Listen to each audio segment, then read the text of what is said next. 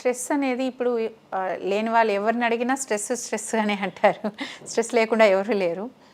ఈ స్ట్రెస్ అనేది బ్రెయిన్ స్ట్రోక్‌కి కా ఎట్లా కాజ్ అవుతుంది? అంటే స్ట్రెస్ ఉండేది బ్రెయిన్‌లోనే, స్ట్రోక్ వచ్చేది బ్రెయిన్‌లోనే కదా! ఇది ఎట్లా దానికి రిలేట్ అవుతుంది చెప్తారా? ఇంతకుముందు మనం మాట్లాడుకున్న ఏదైతే రక్తనాళాలు డ్యామేజ్ అవ్వడం అనేది కదండి, సో దాన్ని అథెరోస్క్లెరోసిస్ అంటాము.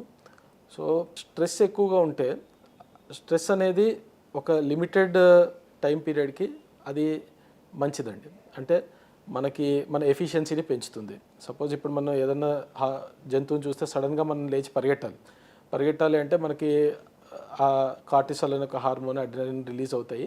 అవి మనకి ఆ ఎనర్జీ ఏదైతే ఉంటుందో ఆ మూమెంట్కి బాగా పెంచుతాయి. Positive stress. అది కానీ కాన్స్టెంట్గా అదే స్ట్రెస్లో ఉండి, అంటే స్లీప్ డిప్రైవేషన్ కానీ కాన్స్టెంట్గా ఈ హార్మోన్ లెవెల్స్ ఎలివేటెడ్గా ఉండి ఇవి ఏంటంటే they cause the same changes in the blood vessel. ఈ డయాబెటీస్ కానీ బీపీ కానీ చేసే ఏదైతే చేంజెస్ ఉంటాయో కాన్స్టెంట్గా స్ట్రెస్లో ఉంటే ఈ హార్మోన్ లెవెల్స్ ఎలివేట్ అయిపోయి ఆ రక్తనాళాలు సిమిలర్గా డ్యామేజ్ అవుతాయి. అందుకని స్ట్రెస్ ఉన్న వాళ్ళకి ఈ హార్ట్ అటాక్ కానీ బ్రెయిన్ స్ట్రోక్ కానీ వచ్చే ఛాన్స్ ఎక్కువ అవుతుంది. దీంతోపాటు స్ట్రెస్ హై బీపీకి కూడా కారకం అండి. స్ట్రెస్ ఉన్న వాళ్ళకి బీపీ ఎక్కువ ఉండడం అనేది చాలా అసోసియేషన్ గట్టిగా ఉంటుంది. సో వాళ్ళకి హై బీపీ వల్ల మళ్ళీ దానివల్ల అడిషనల్ డ్యామేజ్ జరుగుతుంది. న్యూరాన్స్ వన్స్ డ్యామేజ్ అయినాయంటే ఇంకా మళ్ళీ బాగుపడడం కష్టం అని అంటారు కదా సార్. మరి పక్షవాతం వచ్చిన వాళ్ళకి, అంటే ఐ మీన్ బ్రెయిన్ స్ట్రోక్ వల్ల పక్షవాతం వచ్చిన వాళ్ళకి డ్యామేజ్ అయిన న్యూరాన్స్ ఏవైతే ఉన్నాయో అవి రెట్రివ్ అయ్యే అవకాశం ఉందా? అంటే వాళ్ళు మళ్ళీ క్యూర్ అయ్యే అవకాశం ఏమైనా ఉందా, లేకపోతే వన్స్ డ్యామేజ్ ఈజ్ డ్యామేజా? సో దీంట్లో 2 ఆస్పెక్ట్స్ అండి, 2 విషయాలు. ఒకటి, డ్యామేజ్ అయిన వెంటనే, అంటే ఎందుకంటే మళ్ళీ that is the most important point అనమాట. ఇప్పుడు రక్త సరఫరా సడన్గా ఆగిపోయింది. ఒక ఏరియాకి ఆగిపోయినప్పుడు ఆ ఏరియాలో మధ్యలో భాగం ఏదైతే ఉందో అన్నిటికంటే దూరం ఉన్న భాగము అది సివియర్గా డ్యామేజ్ అవుతుంది. దాన్ని మనం కోర్ అని అంటాం అనమాట. దాని చుట్టుపక్కల ఉన్న ఏరియా ఏంటంటే అది డ్యామేజ్ అయింది కానీ దాని రక్త సరఫరా మరీ తగ్గిపోలేదు. అంటే అది డ్యామేజ్ అయింది కానీ మనం రక్త సరఫరా మళ్ళీ దానికి రీఎస్టాబ్లిష్ చేస్తే ఆ ఆ నరాలు ఏవైతే ఉంటాయో అవి రికవర్ అయ్యే ఛాన్స్ చాలా ఎక్కువగా ఉంటుంది. దీన్ని పెనంబ్రా అంటాము. సో ఎంత డిలే చేస్తే ఏమవుతుందంటే ఈ కోర్ పెరుగుతూ పోతుంది, పెనంబ్రా తగ్గుతూ పోతుందండి. సో డ్యామేజ్ అనేది పర్మనెంట్ అయిపోతూ ఉంటుంది అనమాట, అంటే ఎక్కువ అయిపోతూ ఉంటుంది.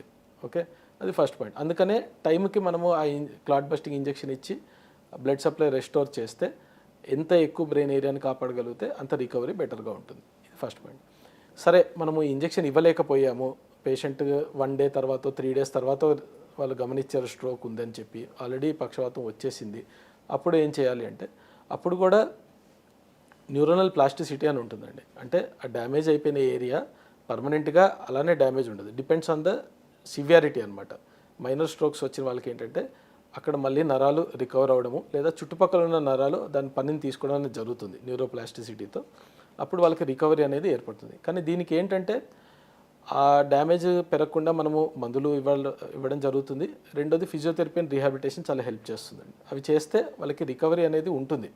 ఒకసారి అరే టైం విండో అయిపోయింది ఏం చేయలేమంటే అలా ఏం లేదు, దాని తర్వాత కూడా దే హ్యావ్ రికవరీ అండి. అంటే పూర్తి స్థాయిలో రికవరీ సాధ్యమా, లేదంటే కొంతవరకు పార్షియల్గా మనం చేయొచ్చా? అదే అగైన్ టైప్ ఆఫ్ స్ట్రోక్ అండి. చిన్న స్ట్రోక్స్ అనేది పూర్తి స్థాయిలో రికవరీ సాధ్యం అవుతుంది. పెద్ద స్ట్రోక్స్లో కూడా టైం విండోలో వచ్చిన వాళ్ళకి థ్రాంబోలైసిస్ తర్వాత థ్రాంబెక్టమీ తర్వాత మళ్ళీ నార్మల్ లైఫ్ లీడ్ చేసే వాళ్ళు చాలామంది ఉన్నారు. ఈ మధ్య న్యూరో మాడ్యులేషన్ థెరపీస్ అని వింటున్నాను సార్.